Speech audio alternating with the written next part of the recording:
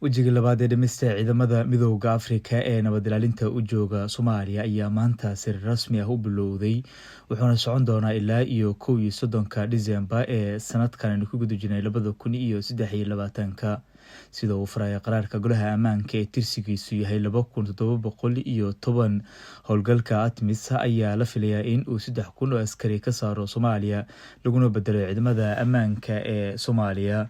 ATMIS waxay higsanaysaa in mas'uuliyadda amniga lagu wareejiyo ciidamada xooga dalka Soomaaliyeed kubcinta lahaanshaha waara. talaabada istiraatiijiyadda ahi waxay awood u siinaysaa ciidamada Soomaaliya in ay si madax bannaan u ilaaliyaan nabadda iyo ammaanka dalkooda gudihiisa iyadoo lagu aaminayo mas'uuliyadda amniga. ciidamada maxalliga ah kala guurka ayaa doonaya in la xoojiyo Soomaaliya si ay u ilaaliso dadkeeda oo ay gacanta ugu geysato xasilooni waarta.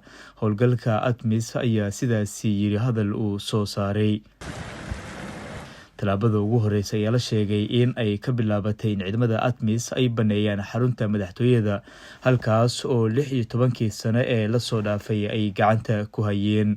sida uu hore u sheegay la taliyaha amniga qaranka ee madaxweynaha Soomaaliya Xuseen Macalim, ciidamada qalabka sida ayaa si buuxda ula wareegaya mas'uuliyadda amniga xarunta Villa Soomaaliya oo ay degan yihiin madaxweynaha iyo ra'iisul wasaaraha maanta oo Axad ah.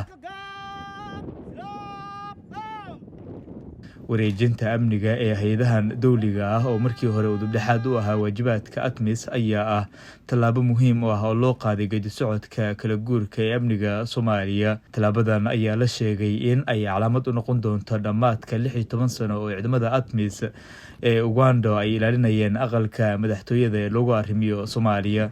si kastaba ha ahaatee, ciidamada ATMIS ayaa weli gacanta ku haya amniga xarumo kale oo muhiim ah oo ku yaala gudaha Muqdisho, kuwaas oo ay ka mid yihiin garoonka diyaaradaha ee Aadan Cadde ee magaalada Muqdisho iyo dekedda weyn ee Muqdisho.